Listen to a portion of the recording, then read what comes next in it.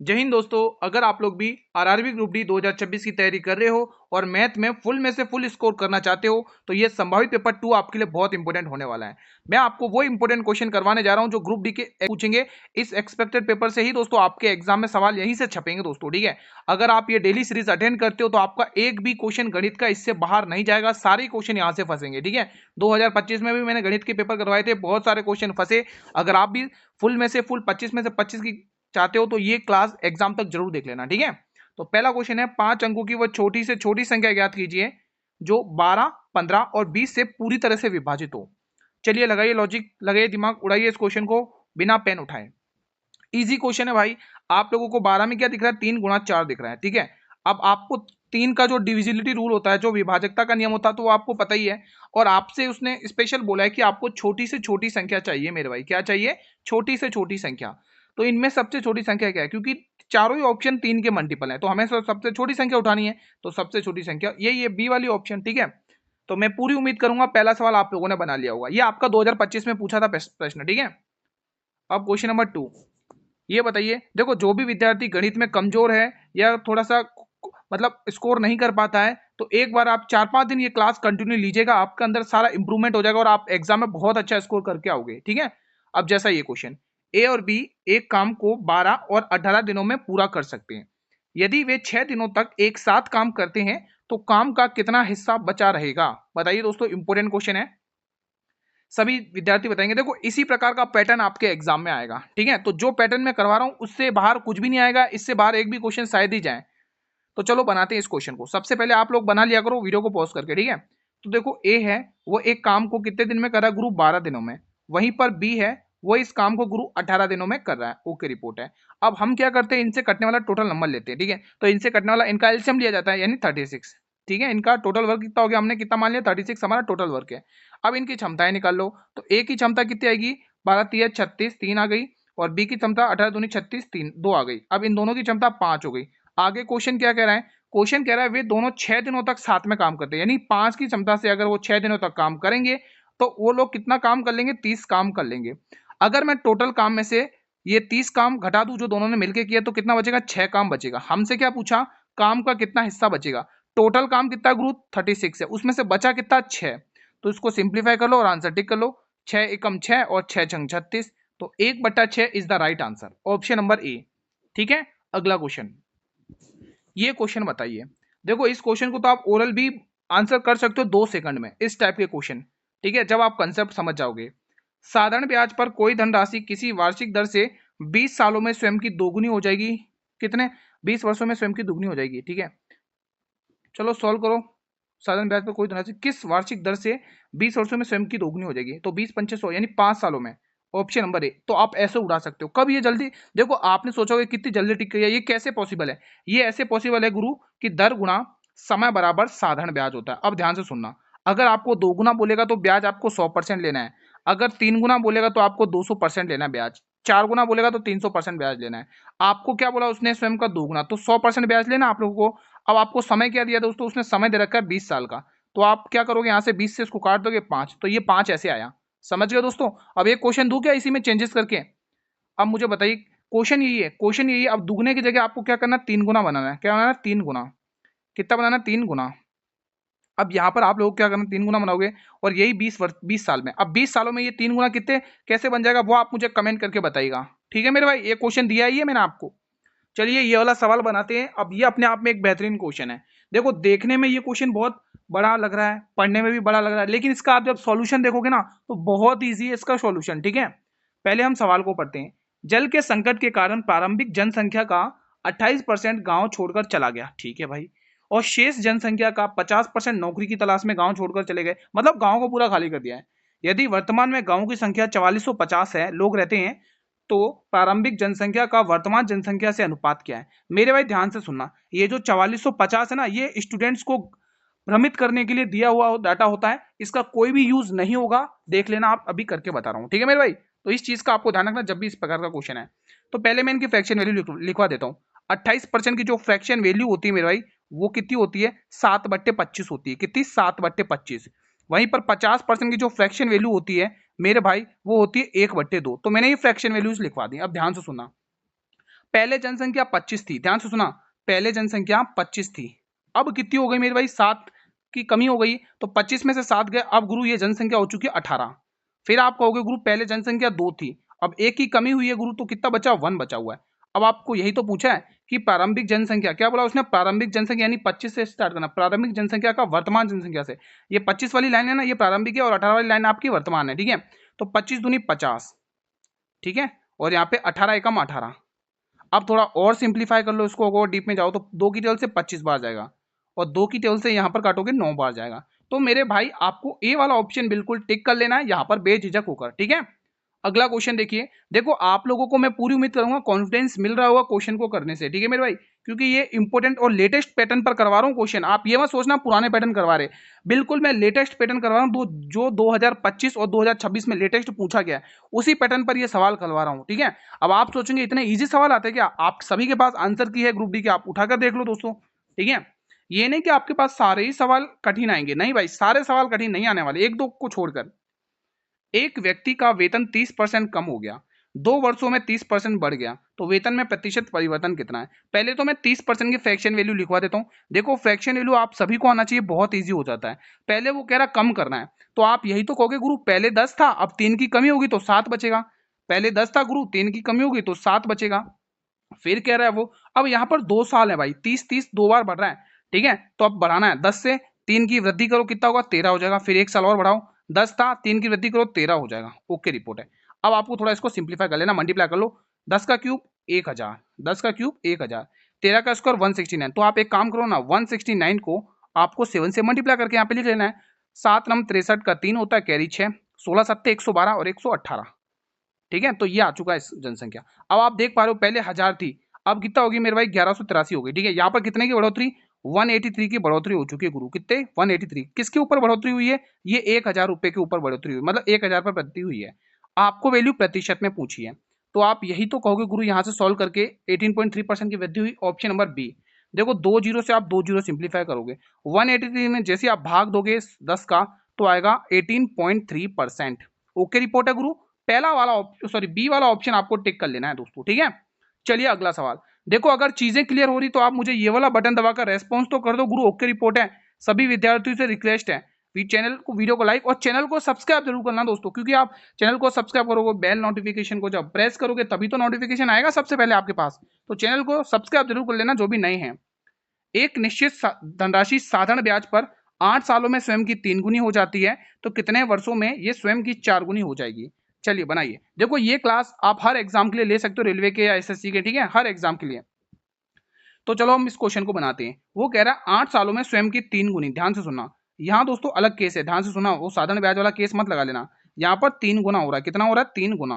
अब वो आपसे कह रहा है कि कितने वर्षों में ये स्वयं की 4 गुनी, अब आपसे वो क्या डिमांड कर रहा है, 4 गुनी। तो 4 को दोस्तों मैं 2 की पावर 2 लिख सकता हूँ क्या, 2 की पावर 2 का मतलब क्या होगा, 4 ही होगा, है ना, ठीक है दोस्तों, 2 की पावर 2 का मतलब 4। अब आपको करना क्या है, इस पावर को इस 8 से मल्टीप्लाई कर लेना है, तो 8 दूनी 16, 4 गुनी हो जाएगी, कितनी 4 गुनी हो जाएगी।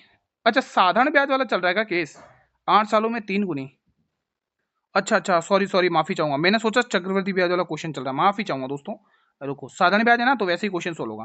तो देखो दोस्तों अपन ने क्या सीखा था कि दर गुणा समय बराबर साधारण ब्याज होता, ठीक है। माफी चाहूंगा दोस्तों, मुझे लगा ये चक्रवृद्धि ब्याज वाला क्वेश्चन आ गया, चक्रवृद्धि ब्याज वाला वैसे ही होता जो भी मैं बता रहा था, ठीक है। तो देखो दोस्तों कोई बात नहीं, कर लेते। 8 साल समय दे रहा, समय का ये रहा, समय का कंडीशन ये रहा, समय 8 सालों में स्वयं की 3 गुनी, तो 3 गुनी ब्याज कितना होगा, 200%, अभी जस्ट बताया था मैंने आप लोगों को, ठीक है। अब आपसे बोल रहा है कितने वर्षों में ये स्वयं की 4 गुनी, 4 गुनी मतलब 300% आपको ब्याज चाहिए, होने में उसको कितना समय लगेगा, ठीक है। ठीक है दोस्तों, अब आपको थोड़ा सिंप्लीफाई कर लेना है। देखो दोस्तों 2 जीरो से यहां से आप 2 जीरो हटाओगे, अब ये 2 3 का कितना गुना है गुरु, ये इसका 1.5 गुना होता है, तो आपको 8 का भी 1.5 गुना कर लेना है, तो इसका भी 1.5 गुना, तो 15 × 120 यानी पॉइंट हटाओगे तो 12 बन जाएगा। तो इसको दोस्तों कितने वर्ष लगेंगे, 12 साल लगेगा, ऑप्शन नंबर डी। बहुत ही शानदार और यूनिक क्वेश्चन था मेरे भाई, ठीक है। अगला क्वेश्चन ये बनाइएगा, शानदार क्वेश्चन है। पहले प्रश्न को ध्यान से पढ़ते हैं। एक विक्रेता को एक शर्ट 1000 रुपए में बेचने पर 5% की हानि होती है, उसे इसे 1400 रुपए में बेचकर x% का प्रॉफिट होता है, तो वही आपको x का मान ज्ञात करना है मेरे भाई, ठीक है।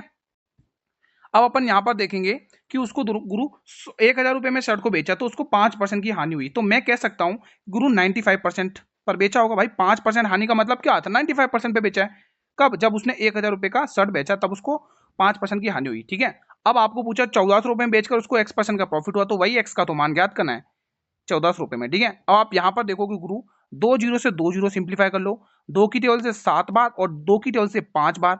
अब आप खुद दिमाग लगाओ गुरु, ये इस 5 इस 95 का कितने गुना हो रहा है? ये 19 गुना हो रहा है गुरु। कितने गुना? 19 गुना। तो आपको इस 7 का भी दोस्तों 19 गुना कर लेना है। तो 19 सत्ते 133, 100% वैल्यू होती है। और यहाँ पर ये 133% प्रॉफिट आया। देखो 100 इसमें क्या छुपा हुआ है? 100% क्रय मूल्य भी तो छुपा हुआ है। तो हम कह सकते हैं 33 रुपए का क्या हो गया? प्रॉफिट हो चुका है, ठीक है मेरे भाई।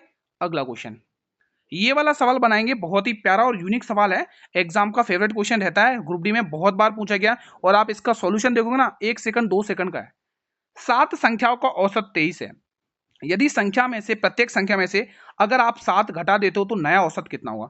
ध्यान रखना, जब भी दोस्तों संख्या के साथ कुछ भी छेड़छाड़ होती है तो वही आपको औसत के साथ भी करना पड़ता है। संख्या में 7 घटाने के लिए कह रहा है तो आप औसत में से 7 घटा लो, तो आप 23 में से जैसे ही 7 घटाओगे तो आंसर आपके सामने है, ठीक है। तो यहाँ पे सी वाला ऑप्शन आपको टिक कर लेना है।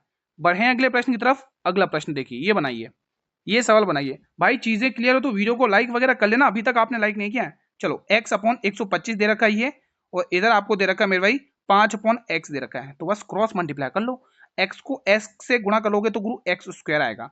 125 पंची 625 होता है, 125 पंची 625। तो x का मान आप लोगों को पता ही हो चुका है कि 25 आंसर आएगा, ठीक है। x का मान 25 आ चुका है, ऑप्शन नंबर ए। क्योंकि दोस्तों ये स्क्वायर हटेगा, इधर रूट बनेगा। अब ये 625 किसका स्क्वायर होता है? 25 का ही होता है, ठीक है। ये प्रश्न बनाइए, ये भी शानदार है। वो कह रहा है यदि एक समबाहु त्रिभुज का क्षेत्रफल 16√3 सेंटीमीटर स्क्वायर है तो इस उसका परिमाप ज्ञात करना है। दोस्तों पैरामीटर, दोस्तों आपको पता है समबाहु त्रिभुज जिसकी तीनों भुजाएं बराबर होती है। मैं मान लो एक त्रिभुज ले लेता हूं, ठीक है। मैं एक त्रिभुज ले रहा हूं, अब जैसे ये तीनों भुजाएं बराबर है तो ये भी ए होगा, ये भी ए होगा, ये भी होगा। तो इसका परिमाप कितना होगा? 3a हो जाएगा, ठीक है। तो आंसर हमारा 3 का मल्टीपल होगा। आंसर हमारा 3 का मल्टीपल होगा। जब 3 का मल्टीपल है तो दो ऑप्शन तो आपने ऐसे उड़ा दिए, दो बचे 3 के मल्टीपल, ठीक है। चलो अब सॉल्व करते हैं। देखो ये ट्रिक्स होती हैं, ऑप्शन को कैंसिल करके ऐसे आप बहुत जल्दी निकाल सकते हो। समबाहु त्रिभुज का क्षेत्रफल क्या होता है? √3/4 भुजा का स्क्वायर, यही तो होता है। ओके रिपोर्ट है। और क्वेश्चन ने दे कितना रखा है आपको? 16√3 दे रखा है, यही तो दे रखा है।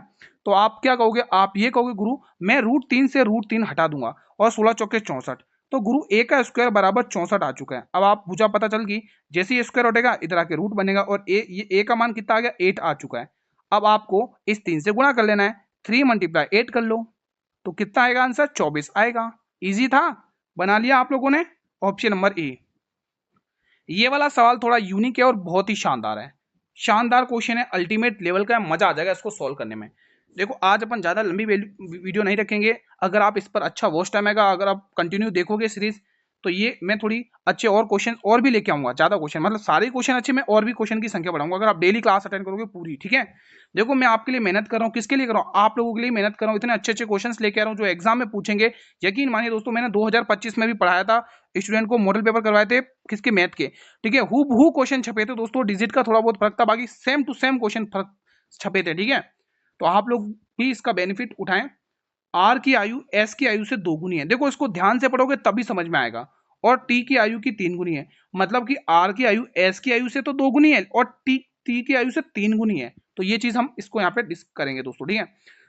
यहाँ पर लिखोगे दोस्तों आर, ठीक है। यहाँ पर लिखोगे एस और यहाँ पर लिखोगे टी। देखो थोड़ा सा मैं इस साइड में बना ताकि हमें स्पेस मिल जाए। मैंने यहाँ लिखा आर, यहाँ लिखा एस और यहाँ लिखा मैंने टी। ध्यान से एक एक लाइन पढ़ो और आंसर करते जाओ, ठीक है।